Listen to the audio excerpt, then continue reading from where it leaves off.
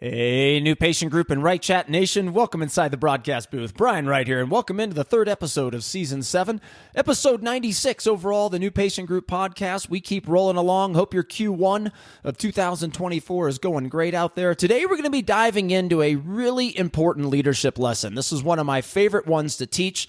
I love teaching our customers this. I love talking about it on stage, and it's trust versus performance, and it's all around the leadership style of the Navy SEALs Team 6. All right, we're also going to be taking that lesson and we're going to be talking about what most likely is your biggest mistake with your leadership hires inside your practice and how you're looking at leadership probably a little bit differently than you should in order to get the most out of your people and the most out of your organization while also lessening the burden, the stress, and a lot of the chaos that is put on you as a business owner and a lot of times is put on other people in your organization that is not necessary. Today's going to be a great lesson in leadership that is going to domino effect into so many other aspects of your organization if you take this to heart and go implement it. Going to have a great one. Have some really cool updates for you on the other side. Again, I think I said it a couple podcasts ago. It's amazing what happens over the course of just 30 days. It's really incredible. So I'm going to kind of bring you into our world a little bit, let you know what's going on, and got some cool updates, like I said, for you on the other side. Before we get started, let's fire up the music. Welcome aboard the new patient group flight deck. Less chaos. Check. Less stress. Check. Less advertising costs. Check. More personal and financial freedom. Check. All right, business checklist completed. Let the takeoff roll begin. Welcome to Season 7 of the New Patient Group Audio Experience, a podcast dedicated to forward-thinking doctors wanting to learn innovative ways to run their business today so your practice can achieve new heights tomorrow. And now your host. He's the founder and CEO of New Patient Group, managing partner of WrightChat, and a trusted motivational speaker for Invisalign, OrthoFi, and others. Brian Wright. Hey, everybody. Welcome in out there. A quick shout out. Dr. Sean Carlson is opening up after a lot of hard work. Sean, I want to give you a shout out, man. He is opening up Simple Orthodontics, and that practice is really one that represents so much of what we teach on here and what I believe not only the now, but certainly the future of the practices. So many residents listen to this podcast coming out, and everybody, don't make the mistake of opening up practices that require a massive team or 8 chairs and so many of the older ways of what used to just be the norm. And I think somewhat you've got to get your ego out of the way, because by doing it the way Sean is doing it the way we teach on here, you kind of gonna have to push the ego aside, because if you go to the AAO as an example, or you bring your team to New Patient Group, MPG Iconic, or whatever the event is out there, you know, kind of the old way was pound the chest, and I've got this big team, and they're all wearing my T-shirts, and blah, blah, blah, and yeah. And that's not the way anymore. The way now is using outsourced partners that are going to be better at doing it most of the time than your people, and reduce all those headaches that come with people and people leaving and coming aboard and all the wash, rinse, repeat cycle that we all deal with small businesses, or large businesses for that matter. And it's the new way. And Sean, props to you, man. It's been a lot of hard work. I appreciate you being part of the MPG and WrightChat customer family, and looking forward to supporting you in your ongoing needs and this overall venture you have. So props to Sean Carlson. Open up Simple Orthodontics. I think it's the way of the future. You're going to be great, man. Can't wait to come in there and hang out with you and see it now that you've built it up and opened the location. I talked about that for a couple of reasons. One, the obvious, I wanted to give Sean some props because he's worked his butt off for it. But the other is that we have a sponsor of the March New Patient Group podcast today, and it's OrthoFi. This is something we have had several companies come to us in the past and want to sponsor the podcast or sponsor a webinar that we've done, whatever it may be. They know we have a loyal following, a niche following. They know that a lot of times our following does what we teach, and they wanted to take advantage of that. And our answer has been over and over, no, we're not gonna do it. We do not water down our brand to chase money on here. Does everybody want money? Hopefully your answer is yes. We certainly do, but we're not going to water down our brand by having a lack of integrity, by just taking any company that wants to hand us a check. The one that wanted to do it today, though, I'm a big believer in, and OrthoFi is sponsoring the March episode, and some really cool things. You know, if you're a practice that is still stuck in the old days, you have analog-based paperwork in any form or fashion whatsoever. That could be that you're mailing out or emailing a PDF that somebody has to print, and you're having issues with people filling out paperwork accurately and early before their arrival. If you're having issues verifying insurance accurately and early, if you are having conversion issues on the TC side of things and not getting enough people to say yes, if you're a practice that wants to charge more while also being more affordable, if you're a practice that wants to get more of your pending list, the ones that said, let me think about it, back through the door, if you want to get more sign-at-homes while you're sitting there having a cocktail on the beach and you're looking at your phone, you just get a notification, hey, we just signed somebody at home. If you're a practice that doesn't have that ability, let me just talk about that for just a second, because I know practices like this. And not only are you not taking records by scanning with the iTero at the first appointment, then you're making them also manually, come back to sign paperwork. They are not going to start with you, most likely, if you're a practice in those conditions. You have to have the ability to give people a easy, convenient way to digitally just sign at home. And you will, just from that right there, you will get multiple more starts a month. I see it with our customers with OrthoFi. They all do better on the pending list and getting more starts at home. It's just that simple. And it's just something that you've got to commit to just doing things differently.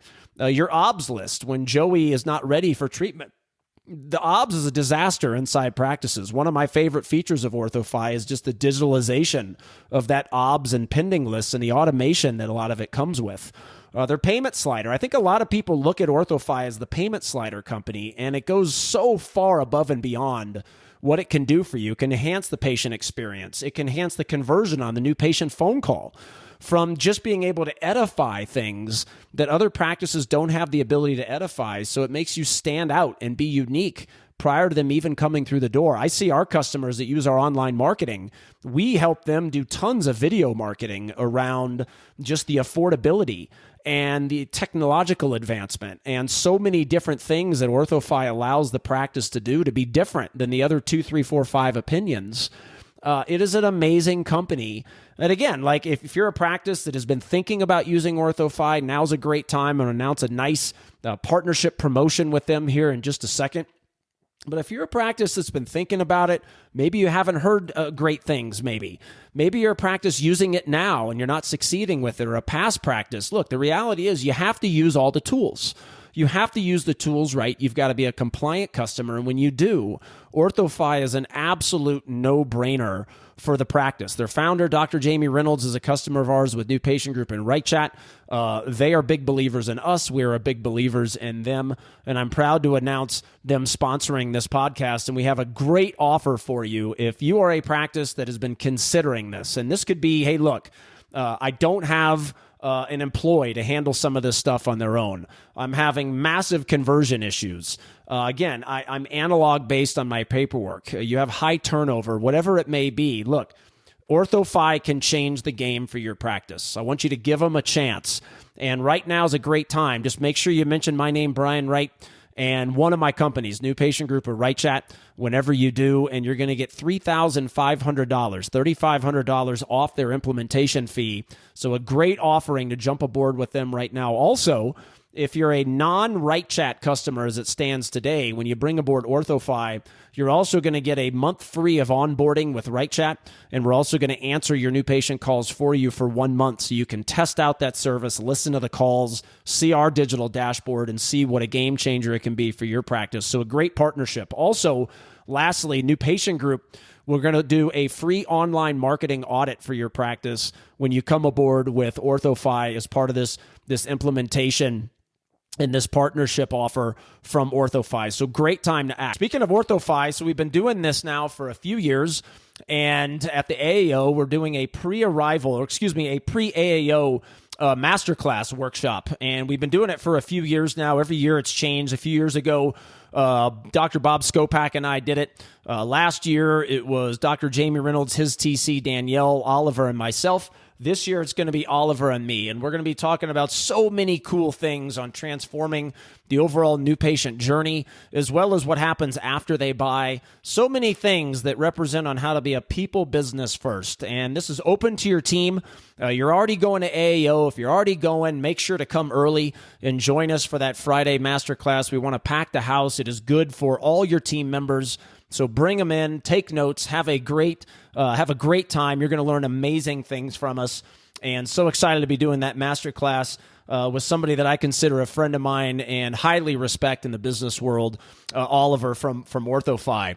Remember, next month, March 21st, I am going to be launching our first national Fireside CEO Chat, and we're going to be doing these every 3 months moving forward, and that is good. Our very first one on March 21st first is going to be with Dr. Bob Skopek, and he is a longtime customer and very good friend of mine, and we're going to be doing something around the topic of Blue Ocean Orthodontics. If you're not familiar with the Blue Ocean book, suggest go and listen to the audiobook or grab it and read it, and it's going to be a really cool concept that we're going to be talking about that is very, very outside the box from how the majority of the industry thinks. Bob Skopek, I consider somebody that has taken the outsource model and making something that is oftentimes very chaotic inside the practice into something very simple.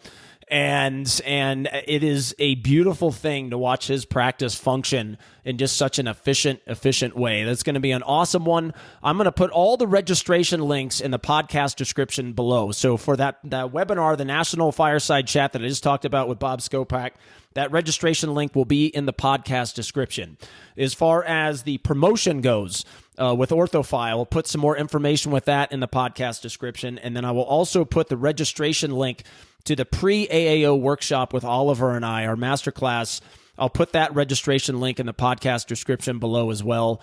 And hope we pack the house for that one and also pack the house for the webinar with Bob Skopek. What I'm going to start doing every 3 months when we start doing this is I'm going to start transforming those into the following month's podcast. So in April, next month, the podcast will be with Bob Skopek and I around the topic of the webinar we are doing. And then we will go another 3 months. We're going to launch another one. And then that following month, that will be the podcast as well. I'm going to start integrating some more guests on here, just kind of shake things up, keep it fresh. I think I mentioned that either last podcast or the podcast before. So a lot of great things going on. I hope everyone is doing great out there. And let's dive in. Going to be talking about this Navy SEALs Team 6 and what is their leadership style? How do they go about looking at leadership and the positions in their organization? And we're going to tie this into trust versus performance today. And there's a kind of a quadrant system that the Navy SEALs Team 6 uses that I'm going to be describing today. If you're watching on our YouTube station, I'm going to put some screenshots of what I'm talking about over it so you get an actual visual. Hopefully, as I talk about it to the podcast listeners out there listening, hopefully I will paint the proper image in your mind through the words that I use today.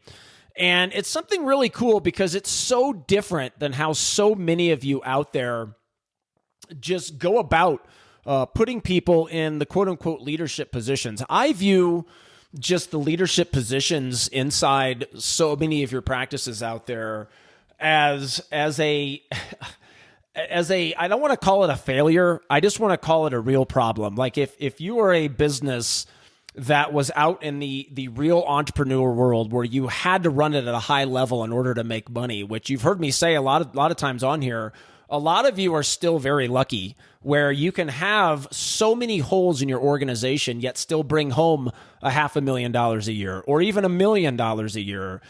But those times continually shift towards more and more you having to be a business owner and a real entrepreneur as your first priority in order to succeed in orthodontics. And the more commoditization that happens, the more competition, air quotes, that happen, the more these things become absolutely critical to your success. I have seen so many, just the other day we're on with a practice that we recently brought aboard, and And they're a large organization, and we have our very first meeting with them, and the office managers are on there. And, Eric and I were delivering our parts to onboard them. And, you're trying to give all these inspirational speeches. And as I teach on here, as well as my other podcast, The Brian Wright Show, there are people, no matter what you do, no matter what you coach, no matter how motivational, no matter how inspirational, no matter how good you are at what you're trying to teach, there are people that simply don't give a damn. And unfortunately, these are the same people in life that think that people that end up being more successful than them should be taxed more, or people that were more successful than them are just lucky, or whatever it may be. These are the people that also are always asking for pay raises, and they're always complaining about things instead of looking in the mirror. And we're on, and as a speaker, it's easier whenever you're on stage, one, to motivate and get people excited. But something that you notice on stage very easily is body language. Like, you can tell, okay, people are digging this. This is going really great. Like, let's keep it up.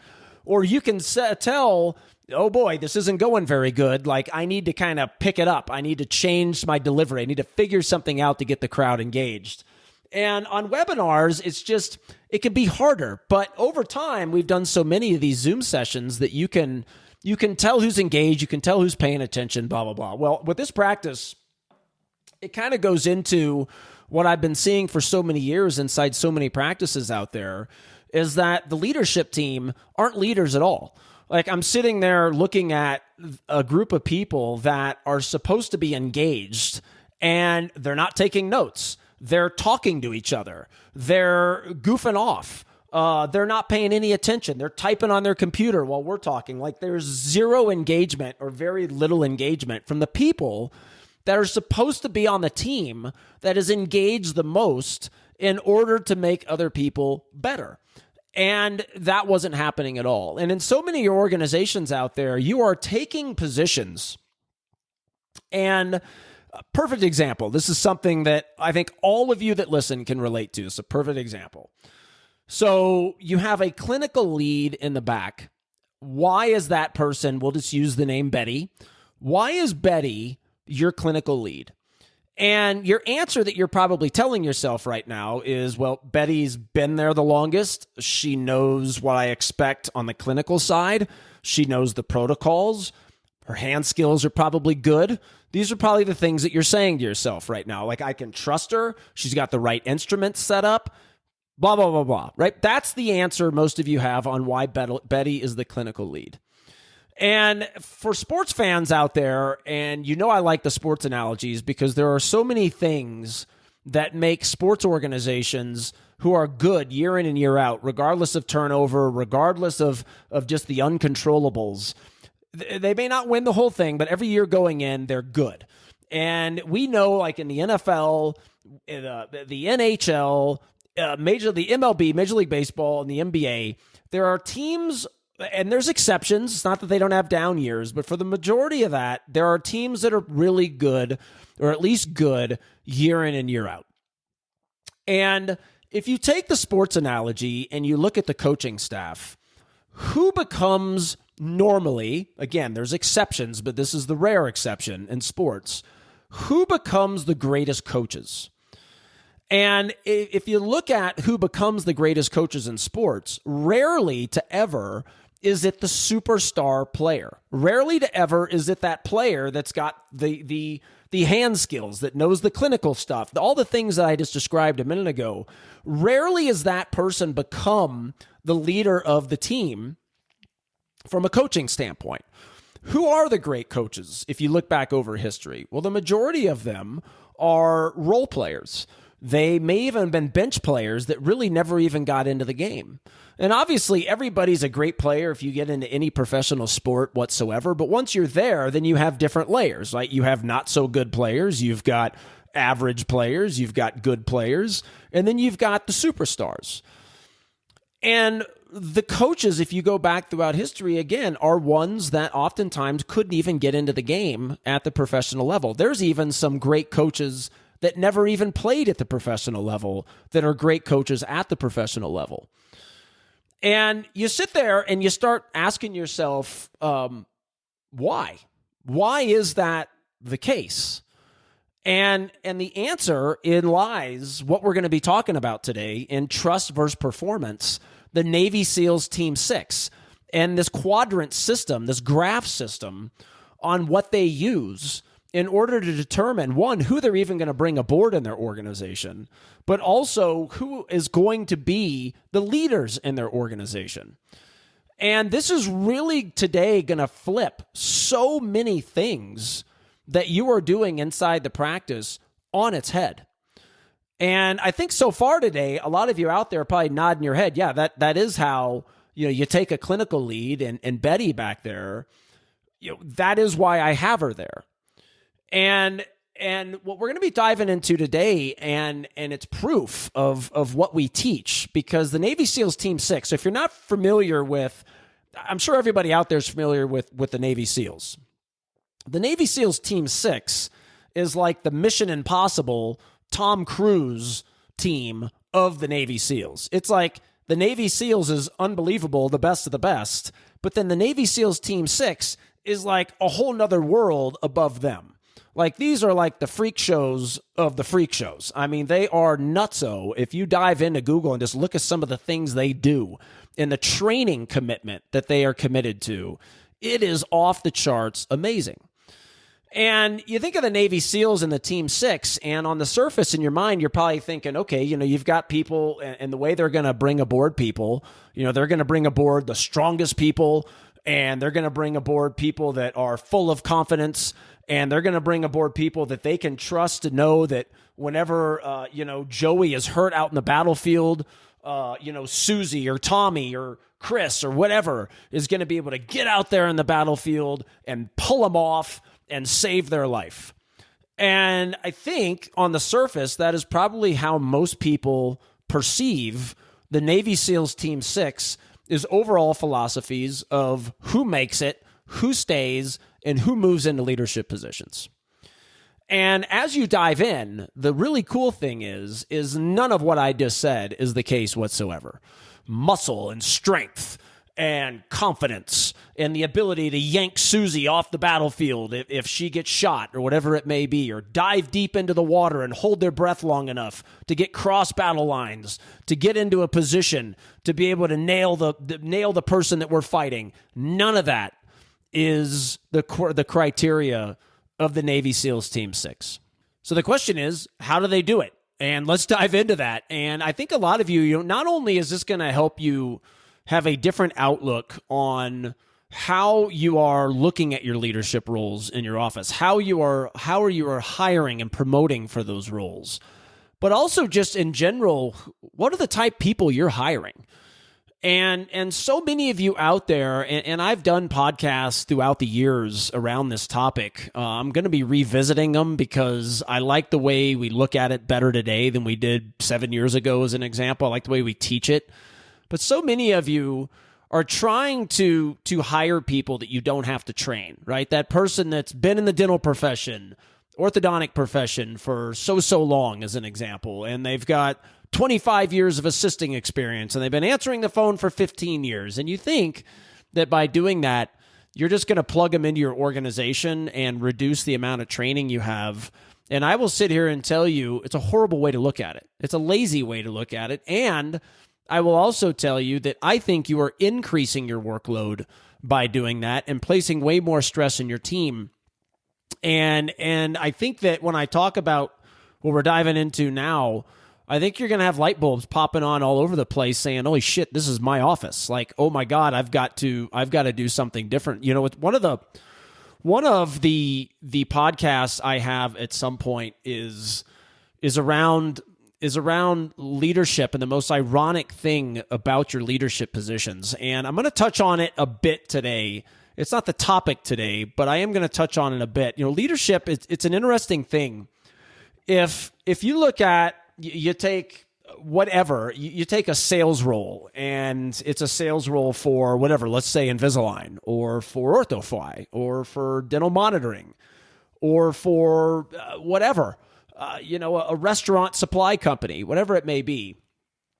If you look at the leadership positions and people that are in those leadership positions, we have a real problem because we are creating managers. We are creating bosses who are not leaders whatsoever. You look at the criteria, kind of like earlier on, I said, look at your office. Who's your clinical lead in the back? And it most likely fits the description of they've been there a long time. They've got good hand skills. They know what you like. They know how to set up trays.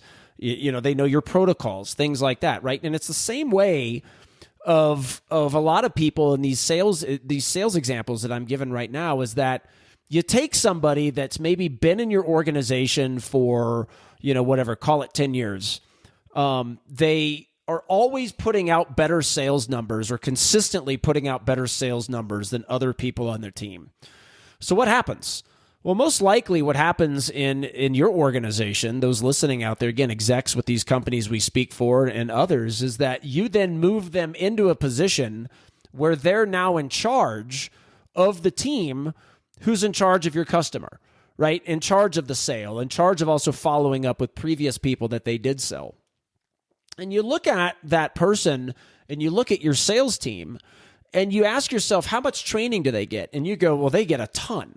Like Johnson & Johnson is an example. Like they train their people beyond. It's where Align Technology, makers of Invisalign, a lot of their hires come from Johnson & Johnson, because what a rigorous training process it is around sales and other important key components of being good at your job that Johnson & Johnson puts you through. And then Align Technology, amazing sales training, really trains their people. People get a lot of good things that they can go out and use in the field to be able to grow sales. But what happens once you promote this person that is consistently putting out better sales numbers than everybody else? What happens? The training stops. Right? So now you've got a person that is they're in the most important role that they've ever been in their entire career, and there's no training for that. And this is how we get, or very little training for that. And this is how we are creating managers and bosses inside so many organizations, just like many of your practices out there.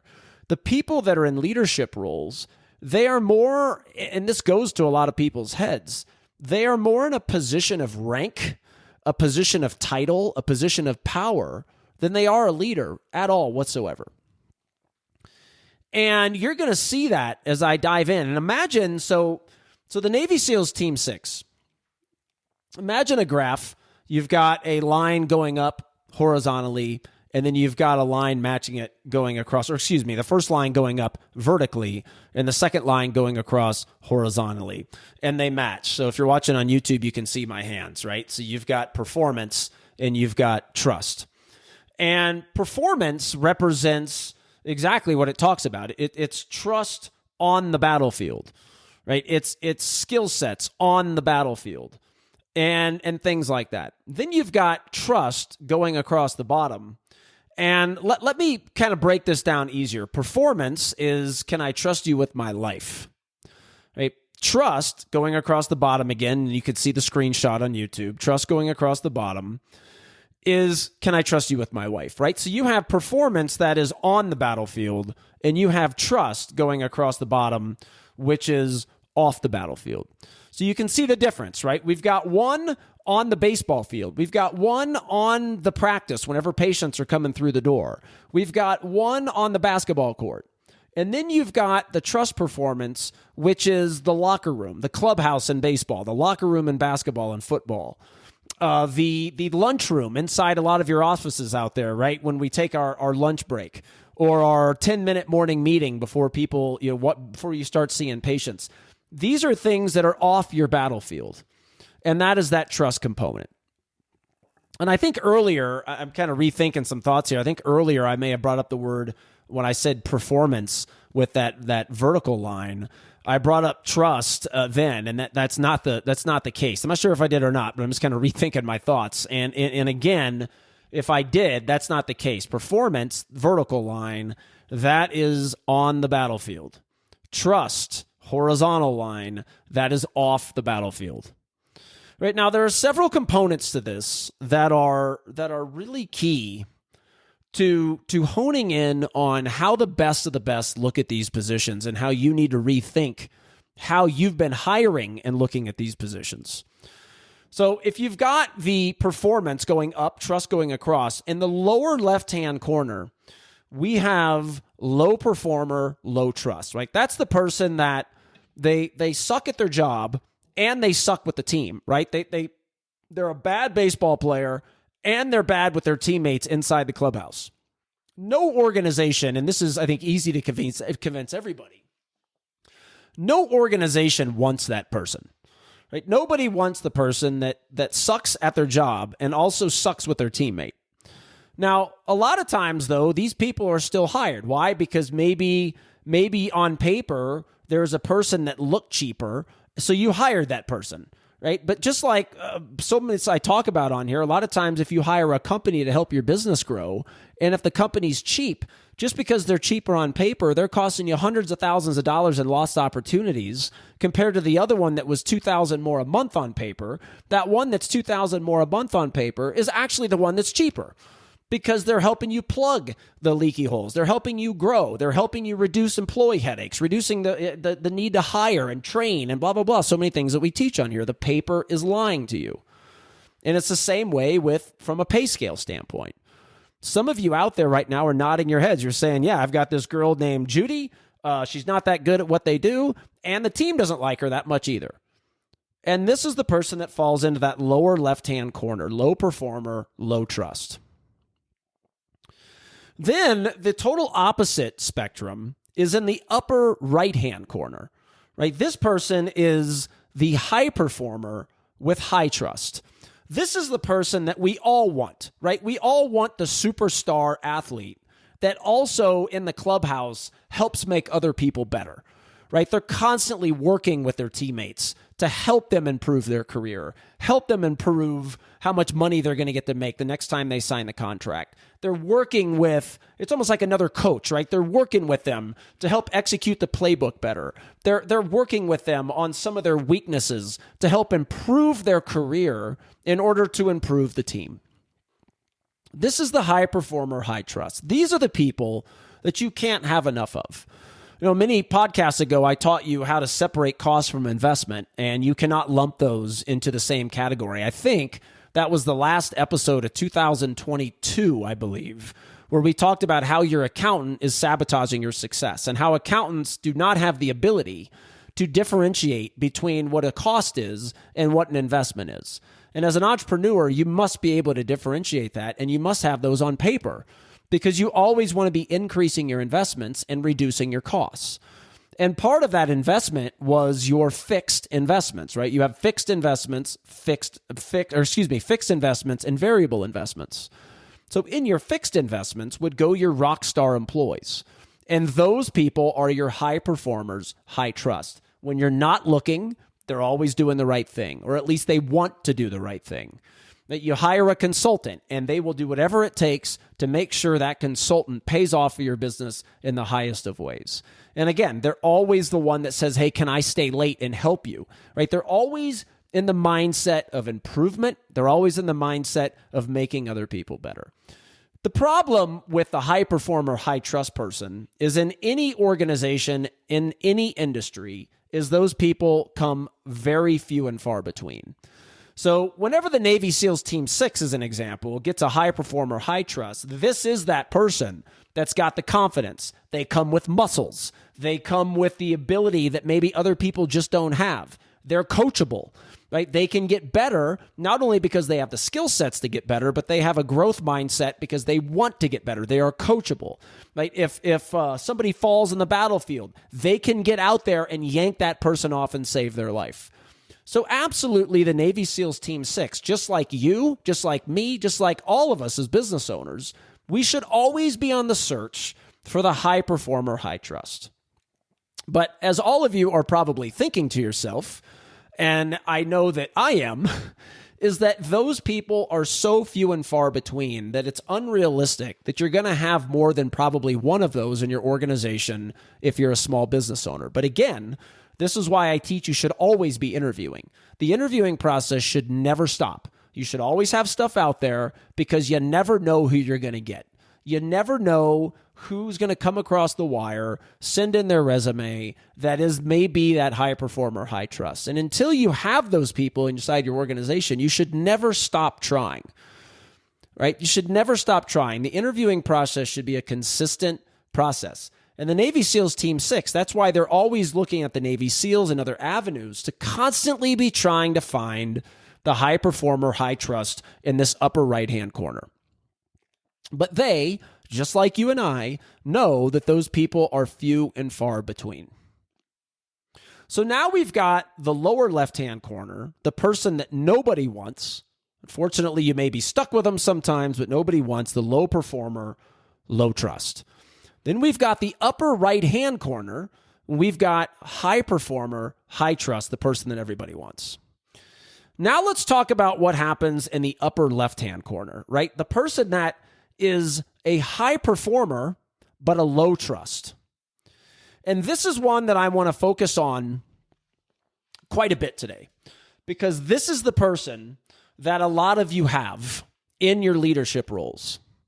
And you've got to change the mindset, because they have no business being there unless they have a coachable trait that I'm going to talk about. Let's talk about the high performer, low trust. This is the person that is the superstar athlete. They are fantastic on the field, yet they bring down everybody else's performance because they're so bad inside the locker room. This is the person in your office, and you almost all out there have the person I'm about to describe. This is Judy, make-believe name, that is absolutely great with your patients, knows your protocols, but the team hates her, right? Nobody on the team likes her. She's a total pain in the ass to deal with in the lunchroom. She's constantly pissing people off, but inside your mind, you're justifying her job role there because she's good with her hand skills. She can set up trays. She knows your protocols. She knows how to get the sterilization room the way it needs to be. She knows scheduling, whatever it may be. She's great when patients are coming through the door, but the moment the game's over and you've got to go into the locker room, she sucks. And here's the problem with these people. See, the reason why a lot of you out there have that person not only hired, a lot of times you out there, you have that person in a quote unquote leadership role, which again, they're not leaders at all. They're managers, they're bosses, they're in a position of power.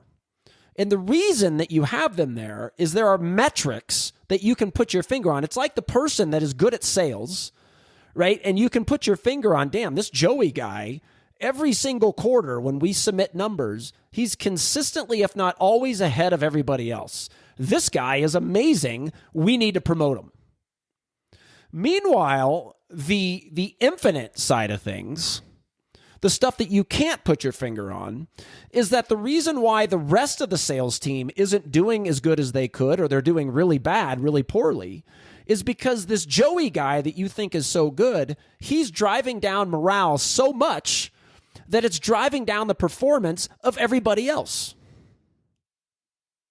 Now, on paper, you look at Matt's stats and you're like, okay, what the hell's wrong, Matt? Why aren't you doing your stuff right?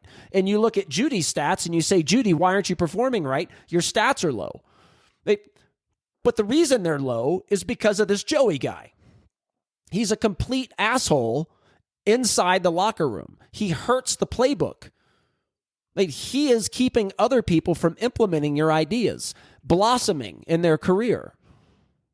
And I could go on and on and on. You all have this person inside your office. Patients like them, you kind of like them, and you like them because of the wrong reasons. They're good on the field, but the team hates them. This person not only cannot be employed at your office, but this person certainly cannot be put in a leadership role unless they do have a coachable trait. Now, normally these type people don't. These type people are very in it for themselves. You can't change their way of thinking. They're going to do whatever it takes to improve their numbers, but they don't give a damn about making other people better. And remember, everybody, one of the things that you have to remember about leadership is that your leadership people, their job is to make other people better.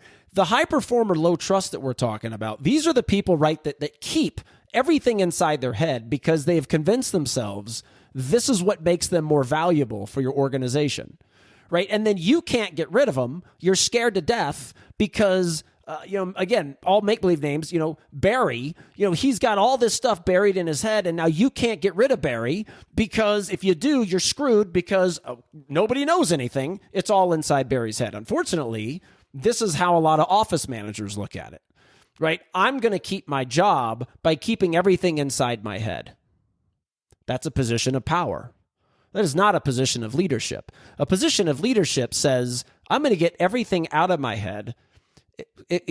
Teach that to everybody else in the office. Streamline that for everybody to make sure they're getting better at their career and advancing themselves forward to make more money, to get a promotion, etc.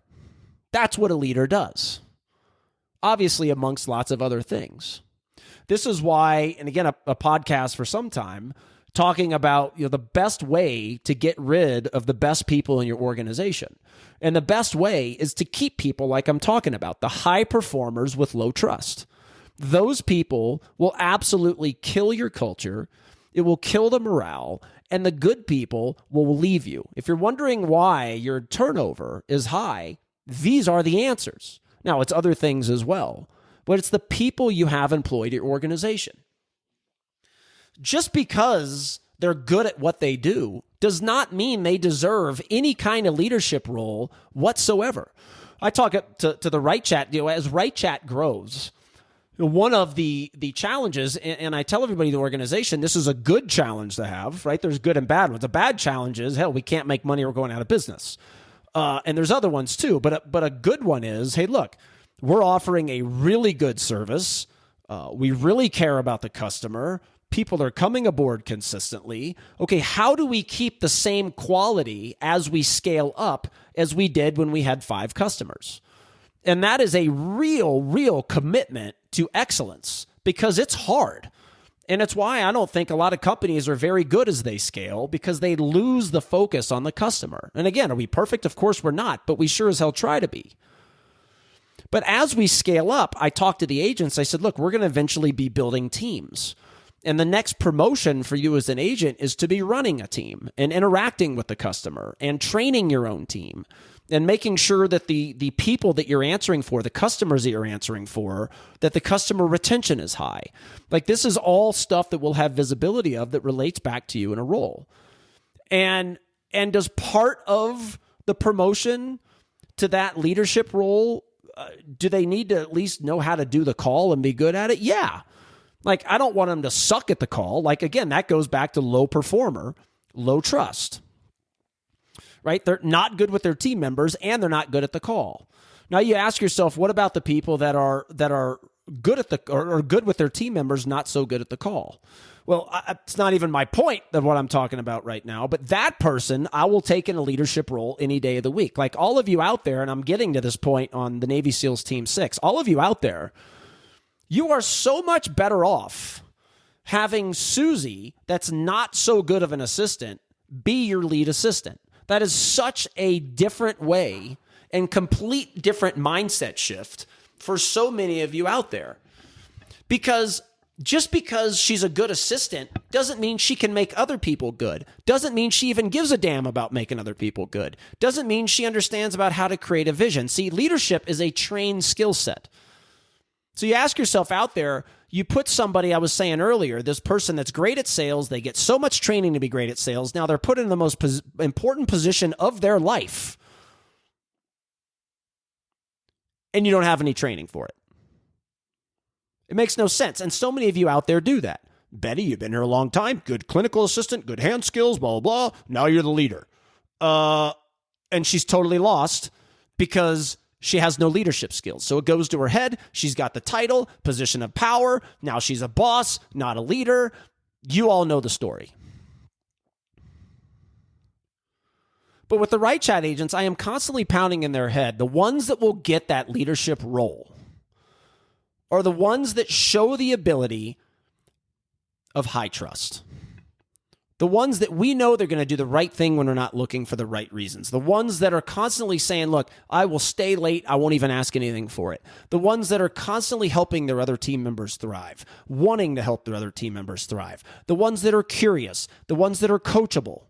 These are the people inside WrightChat that will eventually run teams and make more money than they ever have in their entire career. Unfortunately, for a lot of you out there listening, these are not the people that you have hired in your leadership roles. You may have high performers, but you have low trust people in those positions. So now we have had the lower left-hand corner, which is low performer, low trust, that we all agree, who the hell wants that person? Then we've got the opposite, where everybody wants the high performer, high trust. Hard to find, not impossible, definitely hard to find, but something that you should be always on the lookout to find them. Then you've got the high performer with low trust. And again, this person represents, unfortunately, so many leadership roles out there because on paper they were really good at what they did, but they destroyed everybody else on the team, lowered their morale. I'll tell you a good example. This came to my mind, and I've told this story before, but this is a great, I think this is the perfect way of looking at this. So when I used to live in Humble, Texas, that's on the north side, about 10 minutes away from IAH, Bush Intercontinental Airport. And it's right next to where I grew up in Kingwood, Texas, probably like a 10-minute drive from Humble to Kingwood. And over the years, I had a basketball group that we played in, and we would play 9-12 hours a week, usually every Saturday morning for a good 3 hours. Great group of guys. I miss them because, we moved away from that, and then we moved again away from that to now in Colorado Springs. And I kind of lost that group of that basketball group. And the way I play basketball, I'm a good player, but I'm a very streaky player, and a lot of my game depends on who I'm playing with. And I used to play with a group of guys that whenever I was on part of their teams, like if you take our basketball group and we were going to play 3-on-3 as an example, half-court basketball 3-on-3, there was a group of people that when I was partnered with, I didn't play very well. Right? They were really good players, but they were selfish. High performers, low trust. They would, hog the ball. They would not do other things to make other people better. And my game very much is a low post game to begin with. And as I get going, it'll expand out. And as that confidence builds, if you get me the ball in the right place, I will score. And when I played with this team, they would not get me the ball in the right places. They would hog it. They would make decisions to benefit themselves, not the team overall. And it really hurt the way I played. Now, it didn't mean that we didn't win sometimes, and they had good stats along the way. But they buried a lot of the other team members. And this was especially true when we did 5-on-5 full court. But then you had this other group that when I was partnered with, they knew exactly where I wanted the ball and where I needed the ball to be successful. And they would take the time early on in every game to get me the ball to get going.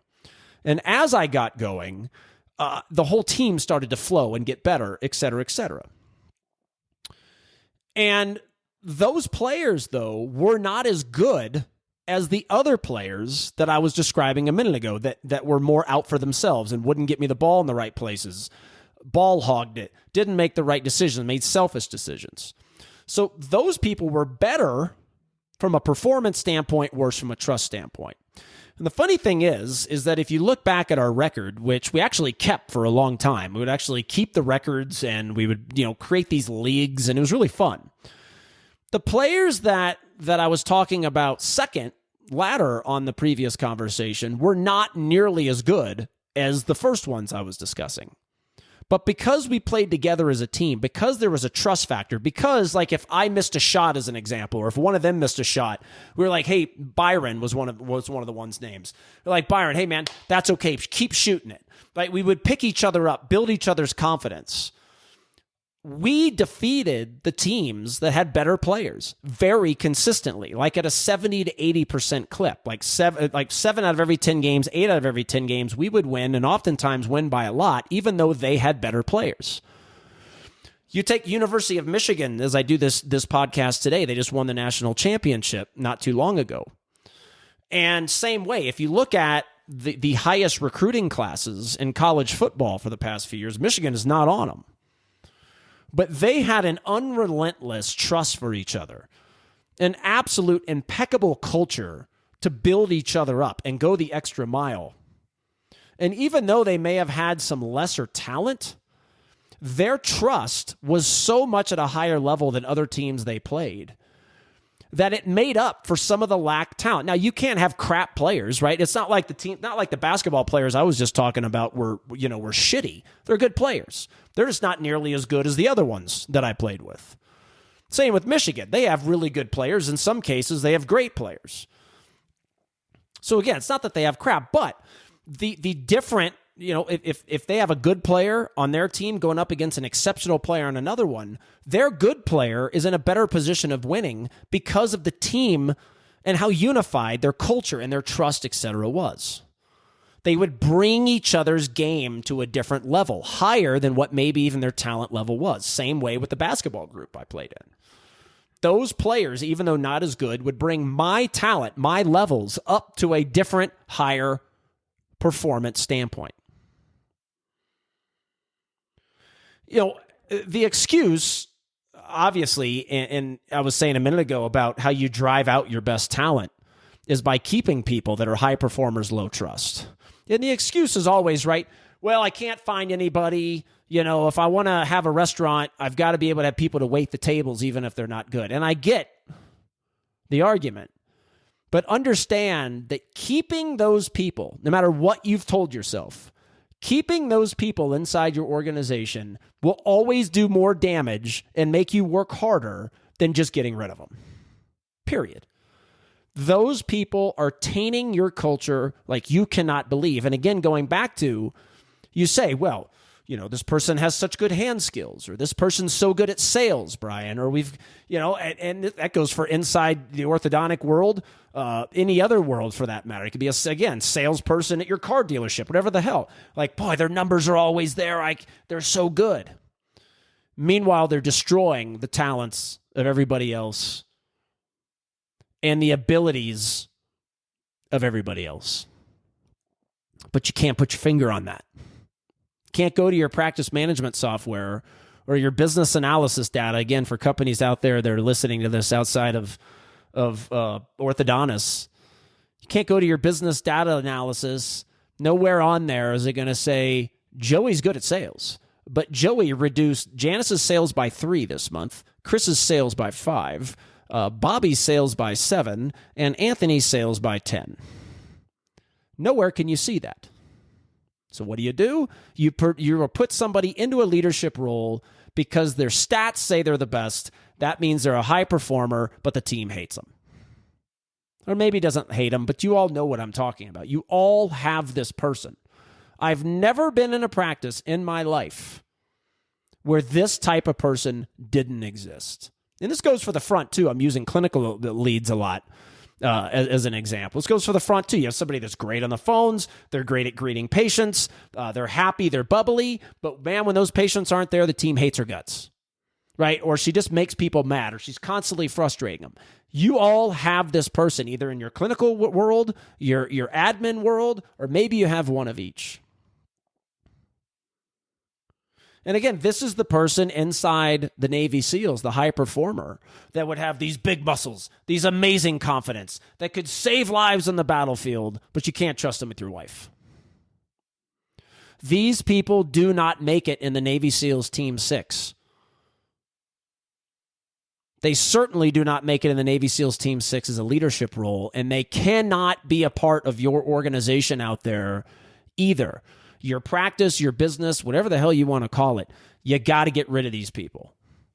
And you can't put them into leadership roles. Just because they're a good clinical assistant does not qualify them in any way whatsoever to be in a leadership role. Just because they lead your sales team and sales out there does not qualify them to be in a leadership role whatsoever, just like the best player in the NBA is not qualified to be a leader and a coach inside an organization. I know easier said than done, but these are the people that must get out of your organization and that you cannot put in leadership roles. So you're saying to yourself, Brian, who should go there? Like, who should I be looking for? Obviously, the high performer, high trust in that upper right-hand corner, right? No brainer. We all want that person. But let's talk about the other two. Right? And now we're talking about on the far right, kind of in the medium, or middle, excuse me. And then we've got the lower right-hand corner. Right? So if you're watching on YouTube, you see the screenshots. You also see my hands, right? So you've got this. So now we're talking down here. And we've got the medium performer with high trust. And we've got the low performer with high trust. These are the people that the Navy SEALs Team 6 obsess over. This is who they go after. This is who they hire. This is who they keep.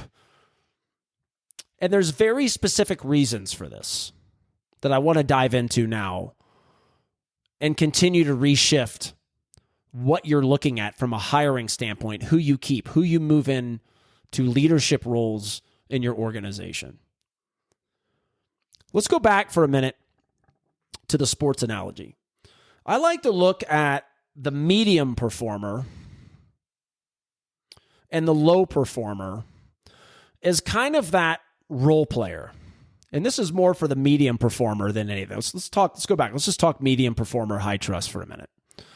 This is that person that does get playing time. They can do, and you have these in your organization, by the way. These are the people that they may not be as talented, or they're probably not as talented as a superstar, the high performer.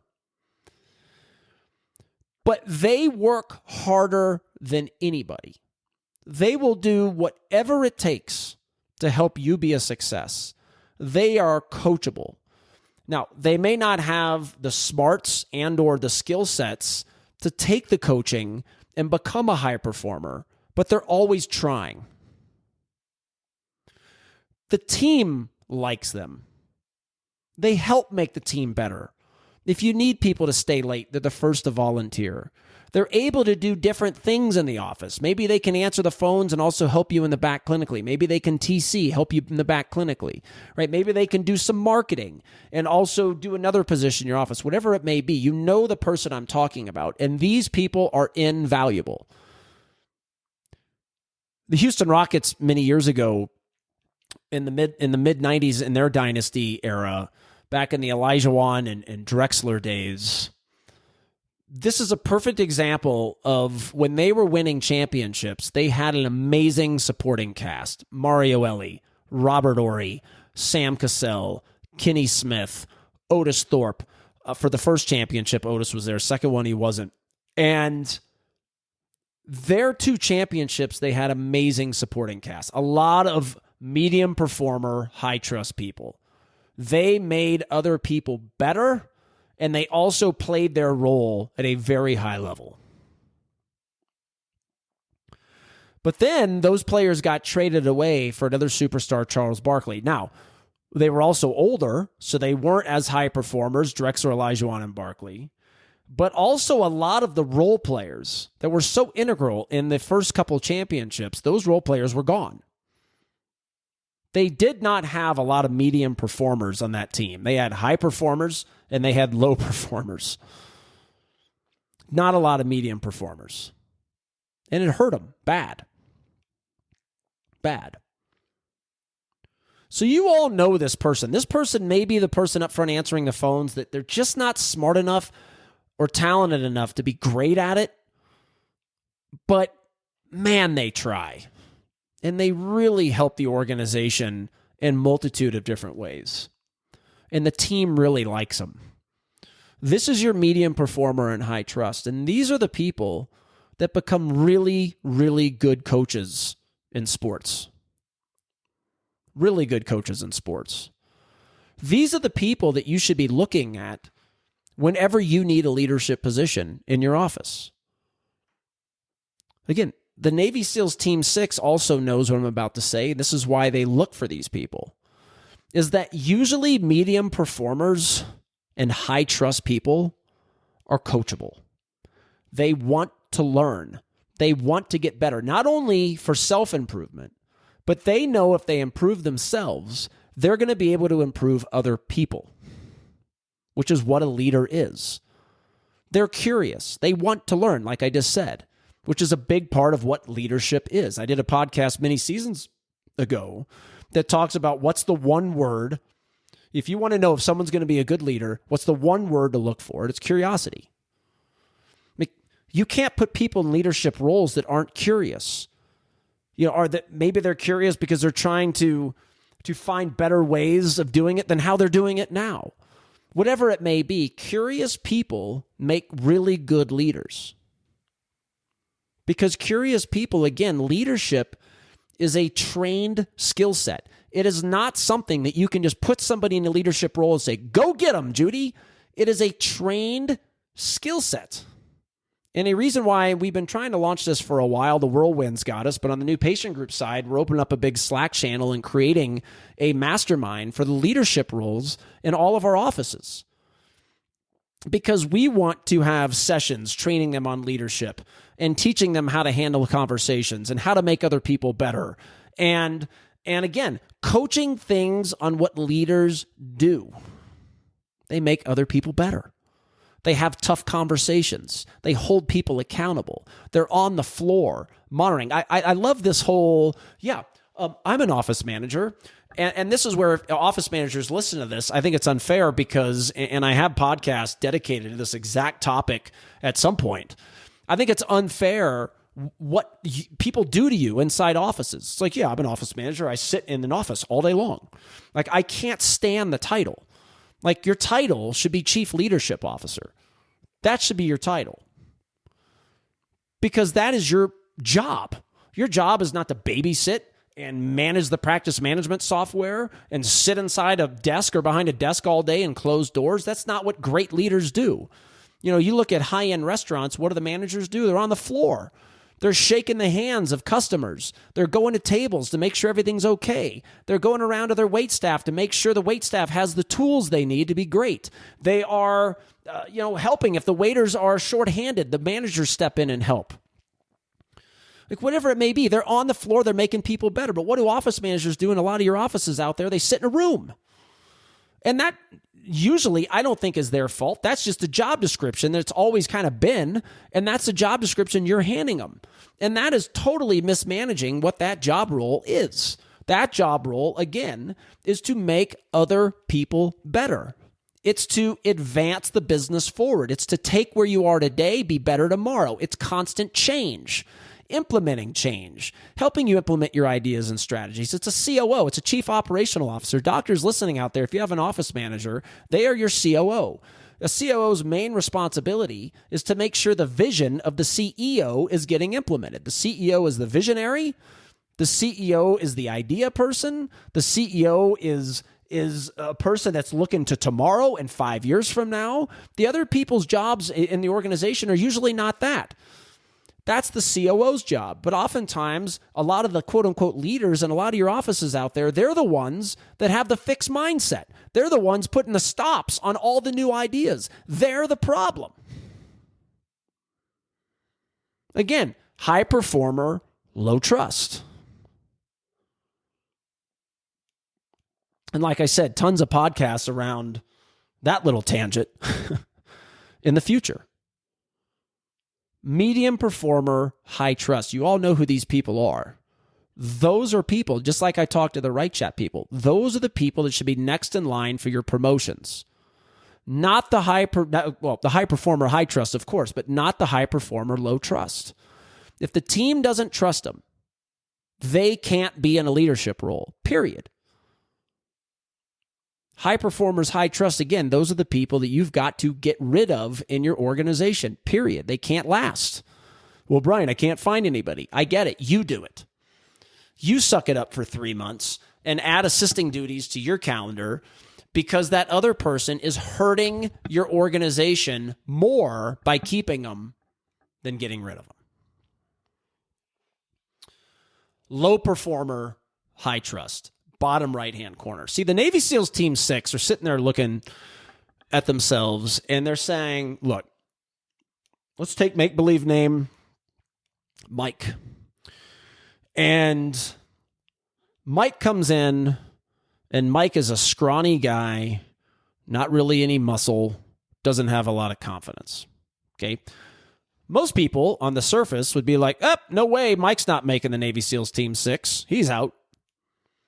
And this is why so many of you have the wrong people in your leadership roles. Because what you're forgetting is that Mike can be put on a weight gaining program. Mike can work with the professional trainers and put on muscle. Mike can learn and be coached around self-confidence. Those are coachable traits. And when you're high trust, you're a person that's coachable. You will work your ass off. You will do what it takes to get better. But you will also do those things because it's going to help improve other people. So the high trust people can be coached to be high performers. They can be developed to be high performers. These are other podcasts at some point. The failure of a lot of business owners and entrepreneurs out there is the lack of development of their people. Right? You hiring people, that have been around for 20 years, just because they've done it before, again, doesn't mean they're high trust, doesn't mean they're coachable, doesn't mean they're curious, doesn't mean they're going to not, it doesn't mean they're not going to come in and toxify your culture. This is why you've got to look for high trust people, and you've got to coach them to be a success. You have to develop them, both in life and career. It's a big part of what we commit to with WrightChat. I'm having the agents, as I do this podcast today, the agents are going through a life exercise. Why? Well, because I want to develop them into the best they can possibly be. And along the way, when I do that, I know who the high trust people are and who the ones that aren't. And the ones that aren't, they're out. I don't care how good they are on the new patient call. They will not answer phones for my organization because they're not high trust. Period. So a lot of times what you do out there is you take the low performer and you get rid of them. You say they're not good, or they don't have enough experience, or they're making mistakes, or whatever it may be, and you say this person's got to go. Meanwhile, the team really likes them. They work really hard. They show up on time. They rarely call in sick, etc. All these things, right, that are the off the battlefield type of things they're really good at. But your head is so in the weeds on stats and what you can put your finger on that you're getting rid of these people that actually, if you would just commit to hiring coaches and consultants and the right people to come in to help you, these people will blossom into some of the best employees you could possibly imagine. This is why oftentimes when we're brought in with new patient group, we're told by the doctor, we have several just meetings with them. And part of it's like, okay, here's somebody I think is really good, you're going to like a lot. Here is one or two people that they're not doing very good. I don't know how long they're going to stay. And then 6 months goes by, and guess what? The person we were told that was really good, they end up being the high performer, low trust, right? They're good today because they get to do whatever they want. But the second you challenge them and try to make them better, they go to hell, they fight it, they piss off the whole team, they put the stop gaps in everything we try to do. And the next thing you know, that's your worst employee. Meanwhile, you get the high trust people, the medium and low performers, consistent ongoing training around things. And because they've got high trust, they take it and they blossom their career, and they blossom into people that you never thought they were because you didn't coach them. You didn't train them. You didn't develop them. And as they blossom, yes, they get better at what they do. Do they become a high performer? Sometimes. But I would say usually they hover right. If they're a medium performer, they go medium plus. If they're a low performer, yeah, we get them to medium or medium plus, but they're so trusted by the team. They work so damn hard. They'll do whatever it takes to implement what we want. They'll do whatever it takes for our online marketing team to implement the vision that we have in combination with yours. They'll do whatever it takes to help your organization thrive. They bring the culture together. They make their players better, just like the basketball team I played with made me better. So even though they may not be as good as practice Joe down the street from a performer standpoint, you're so unified that any idea that you have comes to fruition and you kick ass. These are the people, everybody, that need to be in your leadership roles. Kind of a subtopic that, again, will be a podcast today too, is that remember, just because Janice is in a clinical lead doesn't mean she knows the first thing about leadership, how to coach, how to set a vision of how the back should run. Again, how to hold people accountable, have the difficult conversation, how to provide a review, how to monitor, take notes, provide feedback, train. I could go on and on and on. Coach, create a playbook. So if you want managers and bosses, keep doing it the same way. If you want true leadership in your organization where people are doing it because they're helping, of course, themselves, but helping other team members thrive and ideas get implemented, and you've got a team full of yes people with a growth mindset, not a stopgap mindset, fixed mindset, you've got to hire for trust, train to performance. And high trust people are trainable and they will get better. They will get better. And you may look at it, oh, that's a lot of work. It's actually way less work because so many of you know out there, your leaders aren't leaders. It doesn't take things off of your plate. It adds things to your plate. If they were real leaders, they would get things running smoothly to the point where you could work and stress less as a business owner. Those are leaders. But you have to rethink how you've always done this, everybody, because it is a shift. But it's a shift that the best of the best do.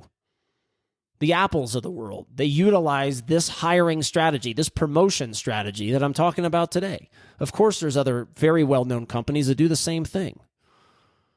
But you have to remember that stats lie. I teach it for a living. Stats lie that you pop out of your practice management software, but stats also lie when it comes to, I got a great treatment coordinator. She's got a X and X conversion rate. She makes us so much money. Meanwhile, my other 6 employees can't stand her. She drives down their performance, and I wonder why my clinical staff isn't doing very well. My front desk staff morale, people are calling in sick. They don't want to show up. It's a blah atmosphere. Guess what?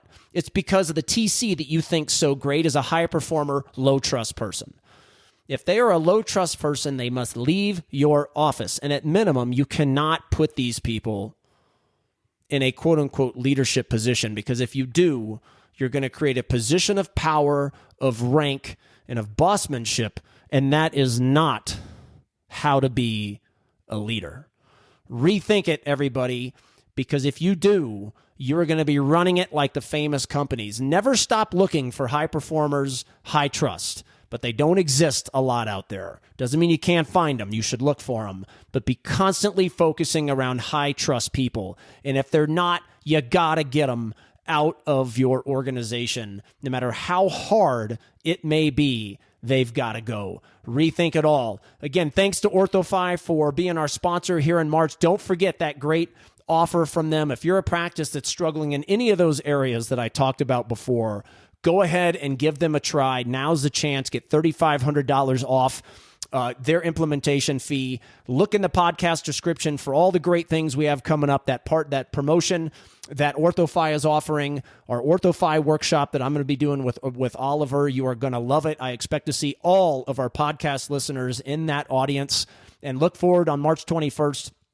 For Dr. Bob Skopek and I's Fireside Chat, the very first one we're going to be doing. Make sure to click that link and register. And remember, everybody, we've got MPG Iconic coming up in September. We are only taking a few more practices. All right, this is a private event. This is not something that's got a bajillion people there. This is a private event to move your needle forward for 2+ days. Make sure you and your team come. I'm going to have that registration link in there as well. Thanks, everybody, for your support. And until April, we'll see you next time. Bye-bye.